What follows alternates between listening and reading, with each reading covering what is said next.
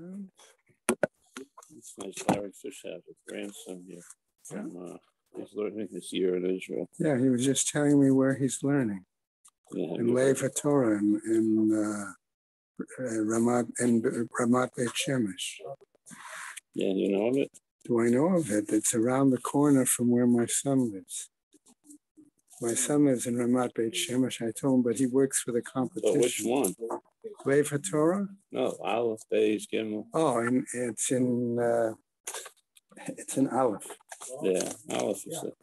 Some of them become very Hasidic. Well, Bet is very Haredi. Gimel is mixed. Dalet is, I don't know yet. You probably have nothing to do with that. What? You go to those places. It says Gimel, Dalet. Gimel, people from Gimel often come to Aleph for the shopping center. Okay. I was years ago. I visited. Sure, it's a lot different. Yeah, that's good. They're up to hay. Plus other areas in that general vicinity. They have another location called Mishkafayim. When you go to Israel, you stay there. With our kids, sometimes. Right? They don't charge me too much rent, so right.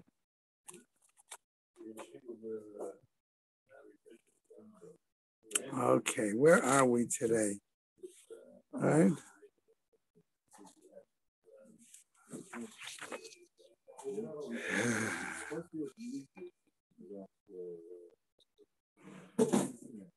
All right.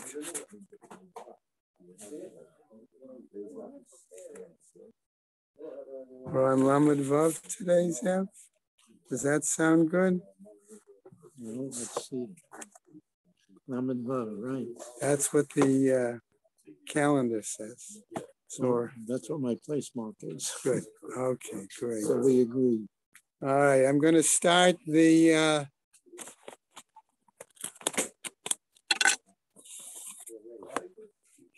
learning sponsors, and then we'll get onto the Gemara today. Right? A Year of Learning by Sue and Arnie Gerlich in memory of Malcolm Perlman and Philip Mann. Yisrael David ben Arav Tzvi Hirsch, Beryl ben Arav Tzvi Hirsch, Yosef Meir ben Arav Tzvi Hirsch, Henya Rivka Prorozna bat Arav Tzvi Hirsch. In memory of family murdered in the Holocaust, Arav Tzvi Hirsch ben Shlomo Yaakov, Sarah bat Ephraim, Yisrael David ben Arav Tzvi Hirsch, Ephraim ben Arav Tzvi Hirsch, Adia bat Harav Tzvi Hirsch, Miriam bat Harav Tzvi Hirsch, Pesel bat Harav Tzvi Hirsch, Shalom ben Harav Tzvi Hirsch, Shlomo Yaakov ben Harav Tzvi Hirsch, Shmuel ben Harav Tzvi Hirsch, Leslie and Gail Kaplan in memory of their parents, Harry and Marjorie Sedell Irving and Pro Kaplan, children, grandchildren, and great-grandchildren of Toby Paris, Sarah Tova bat Yisrael Dov in her memory, Charlie Gelfenstein and Sam Levine in memory of Ramona Levine, Rachel Mata bat Asher, friends of Nina Moinester, Nechama Azna bat Yitzchak Aharon, many friends of Stephen Vigdor, the Zecher Nishmat Simcha Melech ben Meir Leib Halevi, friends of Marcy Kurtz in memory of her great niece, Leah Bracha. A month of learning by Lydia and Abe Krause's many friends in honor of their 50th anniversary. A week of learning by David and Sharon Karpel, Rabbi Tzvi and Robin Karpel, in memory of David and Tzvi's mother, Malka Bas Mordechai. Dr. Mark Scher, in memory of his father, Mordechai ben Menachem Manish. Ruth Kostman, in memory of her husband, Shmuel ben Yitzchak. Carol and David Kaplan, in memory of Hannah and Ron Goldberg's daughter, Tamar Yenta bat Yerachmiel Yitzchak. Today also being the 12th, right? We have a day of learning by Michael and Cheryl Tuckman, in memory of his mother, Chava Basberel. Okay, and that actually is it for today. Okay. And Shema's having Aliyah, Crank Rafia Velta Yeshua Shema Tliya, Machal Ben Israel, good Gaban Shtiar. Amen. Okay. All right. Okay. So I want to just, I'm going to start in a moment, Lamed Vav, Amud Aleph, Okay, I just wanted to go back. Art Scroll had an interesting comment. Okay, in Scholarly notes. in the notes, yeah. Going back on this machloket between Reish Lakish and Rabbi Yochanan.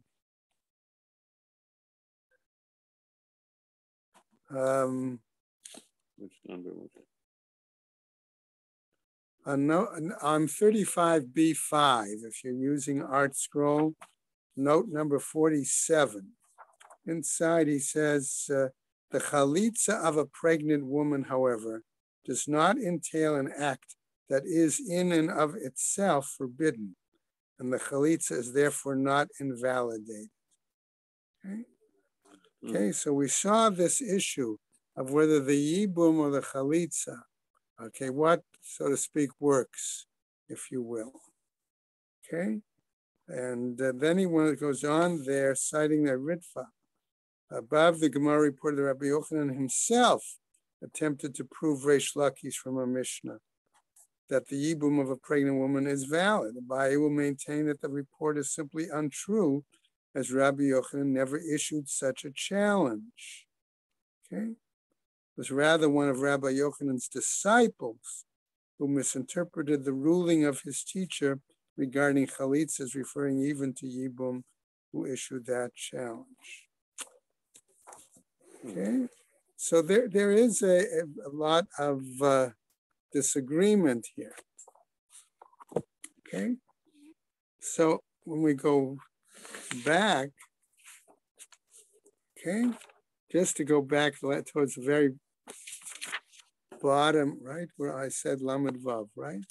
So the very bottom of Lamed Hey, okay, we came Ibayat Mu'uberet Shma Bia, Chalitzat Mu'uberet Shma Chalitza, Vibayat Ma'avi. So in other words, what did Rabbi Yochanan really say here? Is really what the question comes back to. All right, again, I'm going back. Amarle Rava. Rava says, Manafshach. Either way, Ibayat Mu'uberet Shma Bia. If you want to say it's a valid Bia, it's a valid Yibum. Chalitzat Mu'uberet Shma Chalitza. Then it should be a valid Chalitza. Vibayat Mu'uberet Lo Shma Bia. And if you're going to argue that regarding a pregnant woman, that is not a valid yibum, chalitzat me'uberet nami lo shma chalitza, then the chalitza is not a valid chalitza. Right? Daha kaimalan, and that rolled us over to the top of Lamed Vav, right? The kol ha'oleh liyibum, oleh lechalitza. The kol she'ein oleh liyibum, eino oleh lechalitza. And that's where we stopped yesterday. Again, it's implying that it should work. Okay, in other words, almost as if to say either chalitza or yibum. Okay, either you accept it or you don't accept it. Okay, in the sense that yes, it's going to work for the pregnant woman, one or the other, or it's not, or they're both not going to work, one or the other. How can you say in some way that for the pregnant woman, only one will work, in other words, and the other won't work? That seems to be the... Oh, what? If a woman is pregnant, how could you do either? Okay. Well, that's a good question. That's perhaps why Reish Lakish raised the point, and he says you have to wait. Okay? So if you have to wait, we theoretically saw it should be sufficient. Initially, said Shmuel, 30 days, right? It has to wait to see if it's a boy. Right? Well, you have to see if it's a Ben Kaima, a valid progeny, a living progeny. Okay, the Gemara doesn't say, as we're going to see in a moment, it doesn't say that it has to be a boy. Okay? Now, that doesn't mean you're not right, okay? But I'm simply saying the Gemara doesn't spell that out. Right. Either it's an assumption on the part of the Gemara, Or, like I say, if the Gemara doesn't say it, I can't read it. The girl doesn't perpetuate the name, so it obviously has to be. No, That's what I was thinking. But they didn't have last names in those days. Okay. No, It has nothing to do about a naming. normal case, when the brother dies, if he has a daughter, is there going to leave him? Yes. Yes. We had the daughter? No, even, no. Oh, so there you go. It's only the boy that matters. No, No. No. any child. Does he? The Gemara suggests we're going to look at it again as we now continue. And I'm telling you, the Gemara only implies they have to have a living progeny. Okay, it doesn't spell. If it were to boy, wouldn't the Gemara say so? Yeah. Right? I don't see that. Okay, so that would, all right, so that's the argument. Okay, we're going to see this argument continues. Okay, so right now we're at a point. Can you only say that both Yibum and Chalitza are going to work for a pregnant woman, or both of them don't work? How can you say that in one case one will work, in another case another one won't work? That's the implication. You seem to be arguing, no, Yibum doesn't work, but Chalitza will work for a pregnant woman. Okay? How can you split it? Okay? That's the point I want us to pick up on. Okay?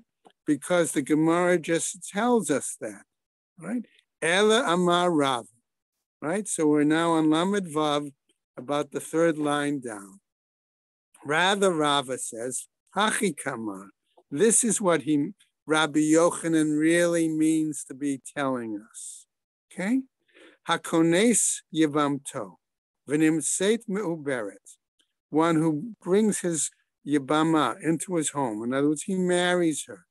Okay? He has, right? And what happens? He discovers she's pregnant then. In this case, he's not permitted to marry her co-wife, right? Why? Shema Yehe Vlad ben Kaima, lest the progeny, okay, and it doesn't indicate the gender, lest the progeny be a living progeny, okay? So what happens? Ubiyat me'uberet lo shma biyah. And therefore, it would say that the act of Yibum, the act of Biyah, which is to fulfill the Yibum aspect, right, with the pregnant woman, is not considered a valid Biyah and not considered a valid act of Yibum. Why? Because you don't know if, it's almost as if to argue again, is it really necessary if she's already pregnant? Don't we have to see and wait till she produces progeny? Okay. V'chalitzat me'uberet lo shma chalitza. And in that situation, we would therefore also argue, that's why I put the also in, that the same thing, that the chalitza of the pregnant woman is not a valid chalitza. Okay. The whole purpose of Yibum or of Chalitza, okay, is what? To satisfy the Torah's requirement of Lahakim Shem, okay? That's the point, all right? Now, what happens? Vahavlad eino poter ad sheyetzeh la'avir ha'olam. And the progeny does not exempt. Okay, now who is it going to exempt? Either the pregnant woman or any co-wife along with her, right? Ad sheyetzeh la'avir ha'olam, until it comes out, right? Implying again, number one, that it's got to be a ben kaima. If you have a stillbirth, right, that doesn't work. That's the part of the implication here. What if the baby was nesteris within a short period, a month or something? That's another point. That's exactly the Gemara's. Okay, the Gemara is going to have to deal with that, right?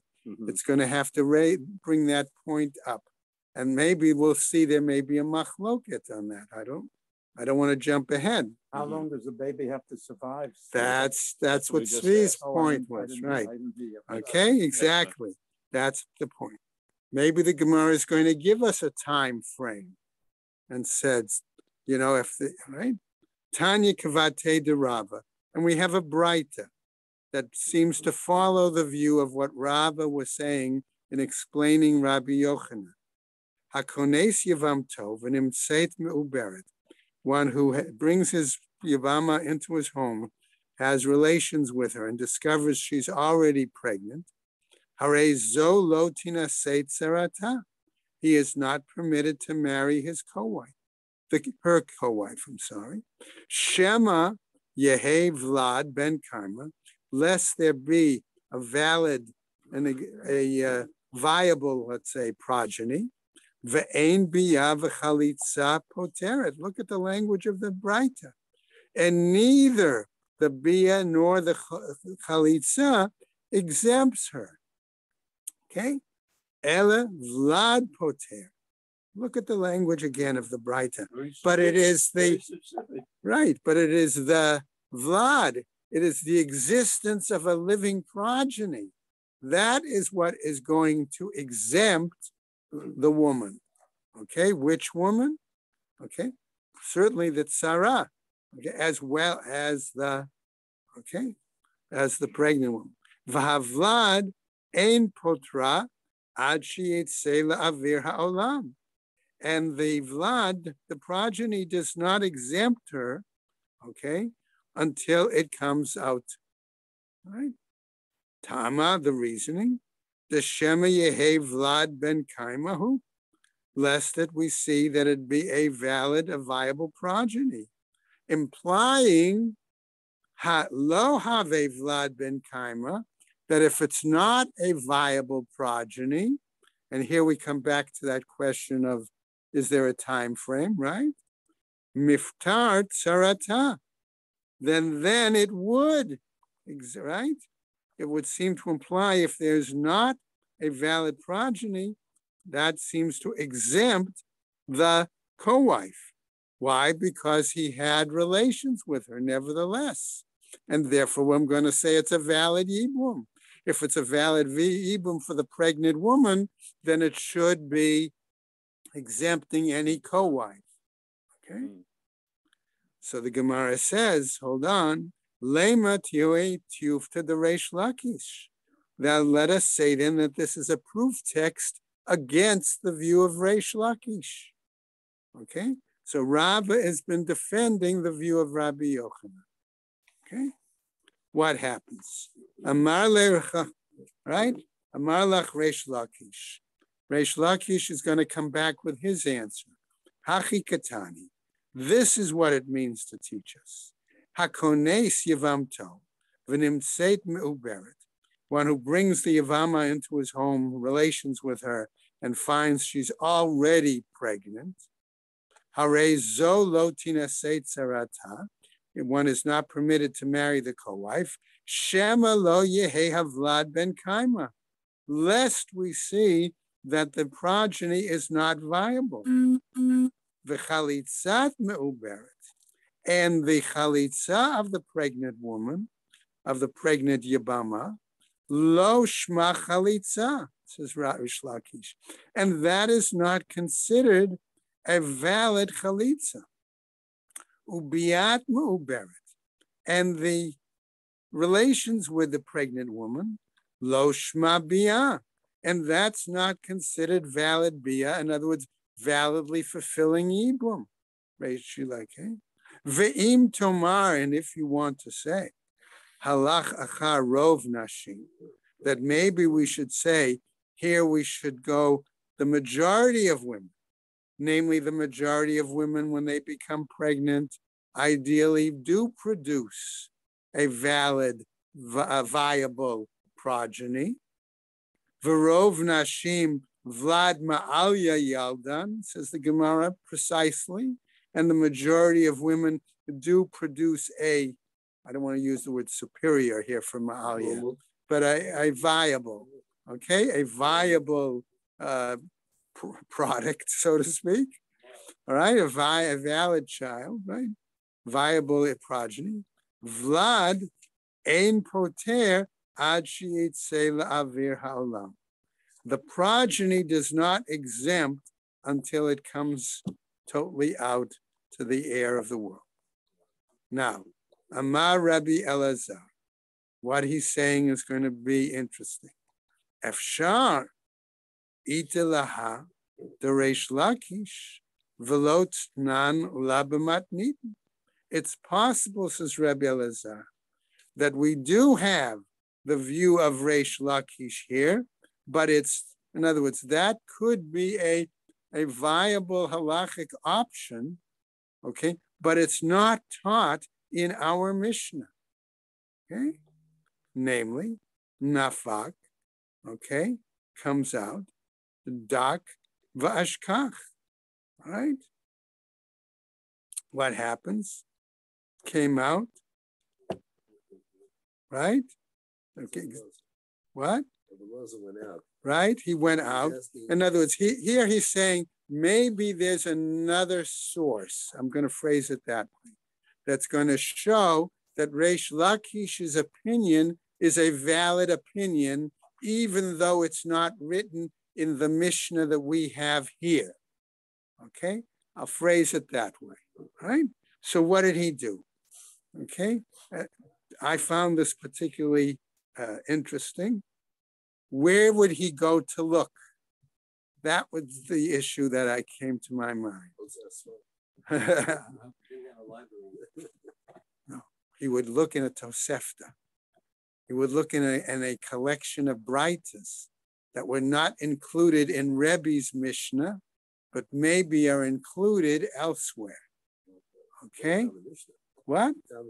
But what he did is he found them, and that's what we're going to see.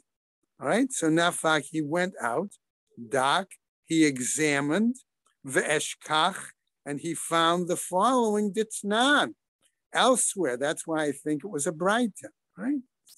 Right? The Ha'isha shehalach ba'ala v'tsarata l'medinat hayam. A woman, okay,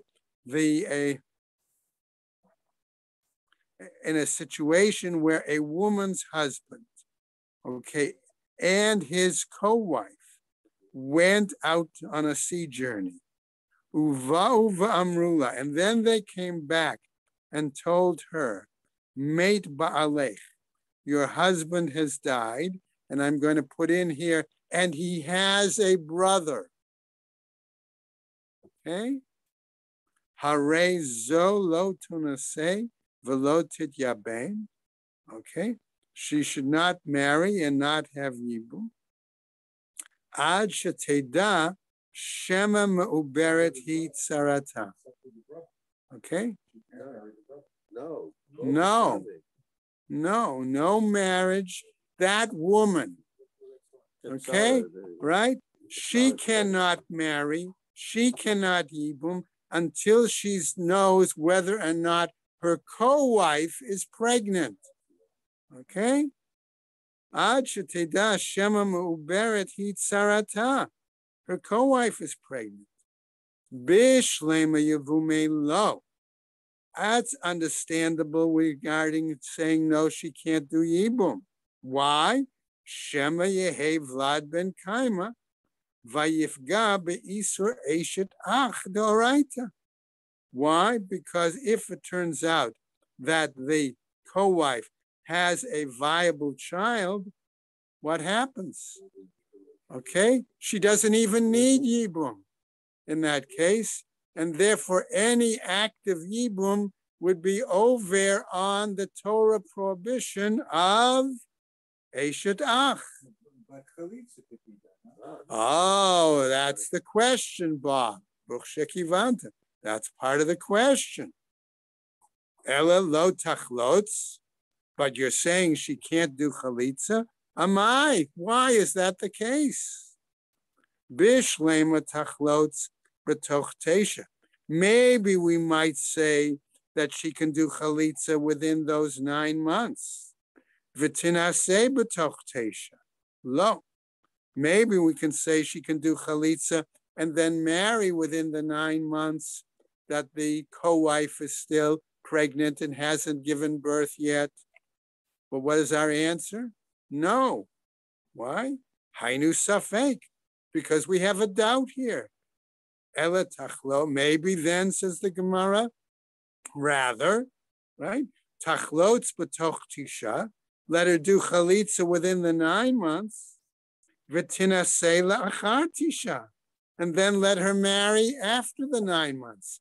By that time, you'll know for sure what the status of the co-wife is, whether she gave birth to a ben kaima or not. Ulata'amech, okay? So according to this reasoning, okay, where Rabbi Eliezer found this other, let's say, Braita for the moment, let's say argue as follows. If you still have this safek, I've got another answer. Tachlotz v'tinaseh la'achar teisha. Let her wait, get chalitza after the 9 months. Let her marry then after the 9 months. And there shouldn't be an issue. Shouldn't be a problem. By then she will have known whether the co-wife gave birth to a valid ben kaima, and she should be able to act, right? If she gave birth, fine, then she's okay, she's potered. If she didn't give birth, then fine, she's got the chalitza breaks the zika, and she can go ahead and marry, okay? Ella rather, bar mina dahahi, okay? So what happens? Apart, okay, from this particular Mishnah, okay, what do we've got? The Abaye bar Abba, the Rabbi Chanina bar Abaye, the two of them, the Amrei Travayu, they raise the question, Shema Yehe Vlad ben Kaima, perhaps it's going to be a valid child, V'nimtza ata matzricha kruz the kahuna. What's the problem? Is that maybe the co-wife is going to have a valid child, and this woman you're going to say had chalitza, and what happens if you say she can go ahead and marry? People are going to say, hey, this woman had chalitza, but she went ahead and married a Kohen. Isn't it normally the case that they're not permitted to marry a Kohen? Therefore, are we going to embarrass the woman and raise the whole issue by having to make a public announcement that the reason she was able to marry a Kohen was because her co-wife from a previous husband had a valid child? Okay? So the Gemara first suggests, so let it be. So what if we have to make an announcement? Okay, that's why she was permitted to marry a Kohen. Right? Dilma Ika Inish, says the Gemara, perhaps there are people, Dahave Bechalitza, Velo Have Bahachraza, that there were people there that were there, present. They were aware of her having a Chalitza, but they weren't present when we announced publicly that's why the fact that the co-wife had the baby, that's why she was unable to have a chalitz, marry a Kohen, right? And what would happen? Va'ate lememar kashare chalutza lekohen, and people would start spreading rumors or whatever that this woman, once a chalutza, was permitted to marry a Kohen. Okay, why is that problematic? It's problematic because if she has a child with that Kohen, what's the status of that child? He's a halal. Okay? All right. Amar le Abaye. So Abaye comes back. Midi didelo tachlot v'lo yabem katani. Therefore, this seems to imply that neither chalitza nor yibum, is that what it's teaching? Okay. Lo tinase velo titya beim katani. It teaches clearly that you're saying that she should not marry, she should not perform Yibum. Okay? Namely, says Abai, below chalitza, doing so without any chalitza. Aval I chalitzla. But if there was chalitza here, hachinami deshaya, then in that case it would seem to imply that it's permitted. What happens then? Sure enough, Tanya Kivate de Reish Lakish. We have a Braita that teaches according to the view of Reish Lakish. Hacholetz lemeuberet vehipila, one who did chalitza to a pregnant woman and she has a miscarriage. Shricha chalitza min ha'achim. She requires then to have chalitza from other brothers. Right? Amar Rava. Hold on, says Rava. Hilchata kivate de Reish Lakish bahani tzlat. If that's the case, says Rava, we have the law according to Reish Lakish in 3 different examples. Normally, the halacha is according to Rabbi Yochanan. Okay, but here we seem to have an exception. What are these 3 exceptions? The Gemara wants to go on and clarify for us, right? Chada Hada Amran. In the first case, as we've just said, okay, in this case, all right, of the woman, pregnant woman who miscarried, then that the chalitza is not valid. right, okay, it's not valid. Well, right, right, it's not a valid. The chalitza is not valid. The chalitza from that particular brother is not valid, right? Okay, because she had a miscarriage. There was no vlad. Well, she's embarrassed. Right? The chalitza is not valid. Okay, but she therefore needs chalitza from the other brother. Idach, a second example where Reish Lakish, right? The Tnan is taught in a Mishnah. Hamichalek nechasav, one who divides up his property, al piv, and does so orally, right? Riba la'achad umi'et le'achad. He increases it to one and decreases it to another. V'hashve lehen et habechor, or he equals out, instead of the double portion going to the bechor, he equals it out among all the sons, right? Divarav kayamin. Okay, his words are valid. They're maintained. Okay. Ve'imamar mishum Yerusha. And if we're talking in regards to a Yerusha, an inheritance, lo amar klum. In that case, we're saying it's as if he said nothing. Katav bein betchila, bein bekes besof, bein beemtza.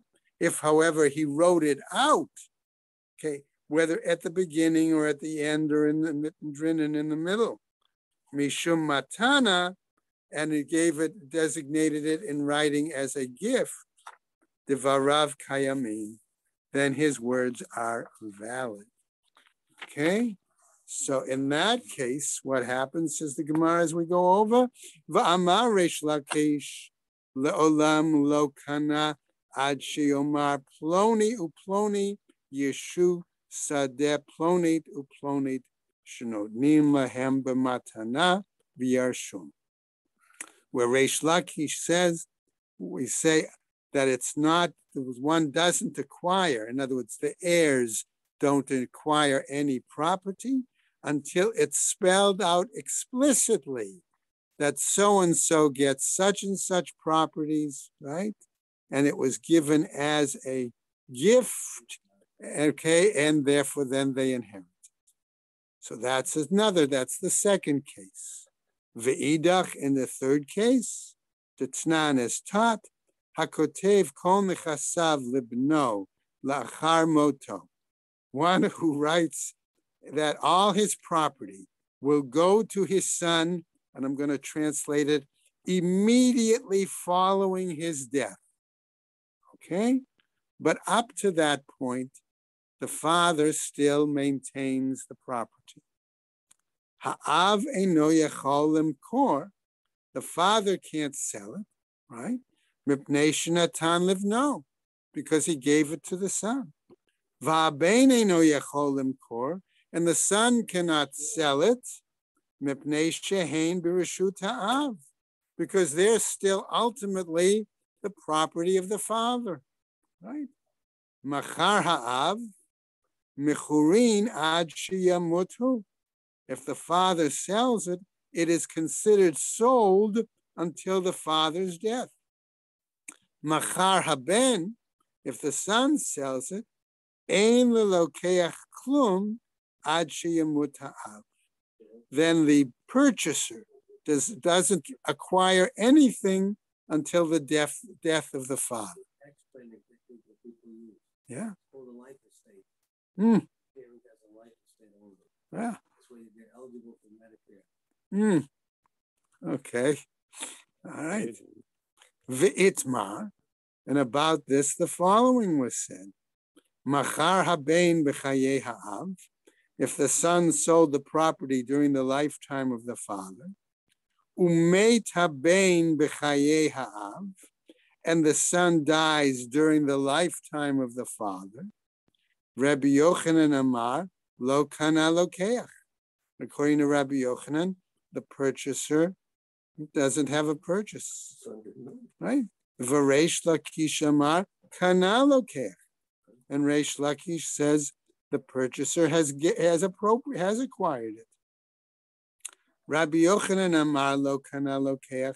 Rabbi Yochanan says the purchaser hasn't acquired it. Why? Kinyan peirot kinyan haguf dami. The acquisition of additional aspects is like the acquisition of the the initial property. That's the same. Okay.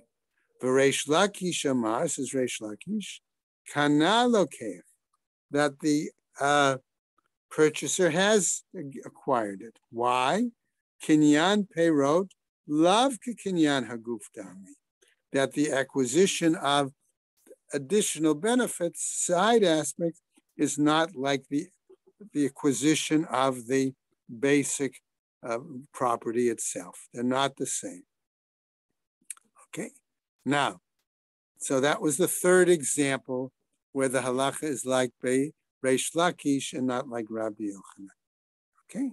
All right. We go on back now to our topic of what happens. Ein havlad shel kaima chule. What happens if the progeny is not viable? Tana, it's taught as follows: Mishum Rabbi Eliezer Amru, in the name of Rabbi Eliezer, Yotzi baget. He must divorce her using a get. Amar Rava, says Rava the following: Rabbi Meir v'Rabbi Eliezer Amru davar echad. The two of them, Rabbi Meir and Rabbi Eliezer, both seem to be saying the same thing. Rabbi Eliezer is saying Ha da Amran, as we've said. Rabbi Meir, the Tanya. Rabbi Meir, why? Because we have a bright. Lo yisa adam me'uberet chavero u'miniket chavero. A person should not marry a woman who is pregnant from his friend, a colleague, or who is nursing from his, as a result of a previous marriage, right? Ve'im nasa, and if he marries her, yotzi, he must divorce her. Velo yachzir olamit, and he can never take her back. Divrei Rabbi Meir, that's the view of Rabbi Meir. V'chachamim omrim, but the sages say, yotzi, he must put her out, in other words, divorce her. U'l'ksheyagiez mano lichnos, but when the time comes that he may take her back in other words, after he sees what's the status of whether she's pregnant or nursing. If the child is still viable, Kanos, he may take her back into his household. In other words, he may then remarry her. Okay, we'll see exactly. Amar le Abaye. Abaye is going to say, Mimai, based on what? Dilma lohi. Maybe it's not her. Ad kan lo ka'amar Rabbi Eliezer hacha. Maybe that wasn't what Rabbi Eliezer was talking about here. Ela mishum de kapaga be'isur eshet ach de'oraita. But maybe he was concerned about the fact that then they would encounter the Torah prohibition of eshet ach. Aval hata. But there, in that case, what? De Rabbanan. That's an issue of the Rabbanan, not the Oraita. Right? Ki Rabbanan sevirale. Maybe Rabbi Eliezer holds in that instance, he holds like the rabbis that would say, no, he could eventually take her back. Inami ad kan lo ka'amar Rabbi Meir. If that's the case, maybe up to this point, Rabbi Meir didn't say that. Hatam there, ela mishum de Rabbanan, only because it was a Rabbanan situation. V'chachamim asu chizuk l'divreihem yoter mishal Torah. And in this case, he held Rabbi Meir like the rabbis. Why? Because the rabbis wanted to enforce their standard, their rulings. Aval hacha midaoraita. But here in this case, in terms of the Torah, mefaresh parshe mina, he must clearly separate from her. Amar Rava, says Rava, u'ledivrei chachamim yotzi abaget. But according to the rabbi, says Rava, he must divorce her with a get. Amar Marzutra. And so Marzutra comes and explains. Daikanami. Exactly this seems to be the case. Why? The katani yotzi. Because it says he must put her out. Veloki katani yafrish. And it doesn't simply say that they must separate. Right? Shmamina. Okay, what do we learn from this? That's the case, that he must actually divorce her. Okay, Amarle Rav Ashi, the Rav Hoshaya bered the Rabbi Idi. Now, Rav Ashi is saying to Rav Hoshaya, the son of Rabbi Idi, the following: Hatam, there in that case, Tznan Rabin Shimon ben Gamliel Omer, so we have a Mishnah where Rabbi Shimon ben Gamliel is saying, Kol sheha ba'adam shloshim yom, eino nafal, eino nefil. Okay, that where we have, one, a last 30 days. Okay, a child that doesn't last 30 days, that does last longer than 30 days, we don't consider it a nefil, simply an embryo that died.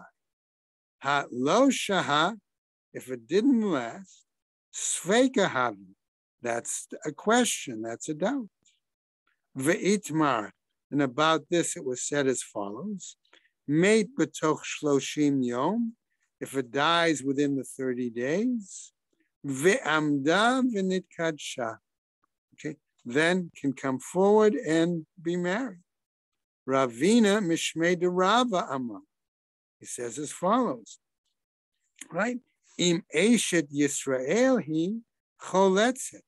If she were the wife of an Israelite, he's arguing that she still needs chalitza. Ve'im eshet kohen he. And if she's the wife of a kohen, eina choletzet. She does not need chalitza.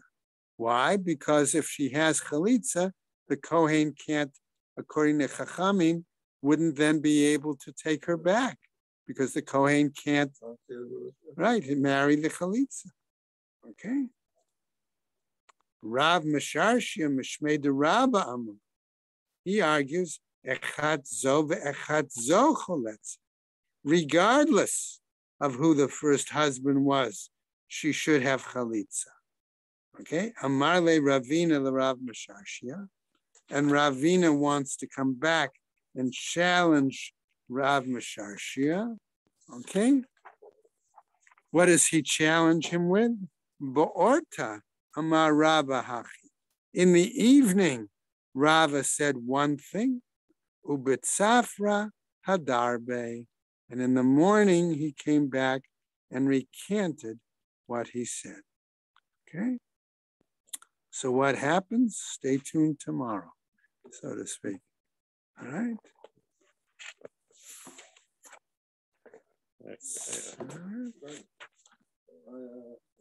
Long Gemara tomorrow. All right.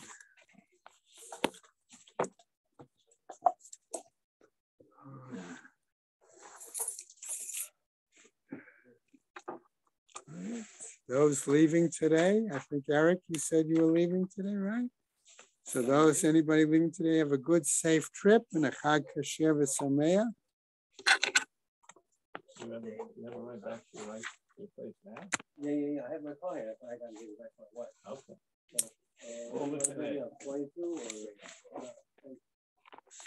Yeah. 22 now?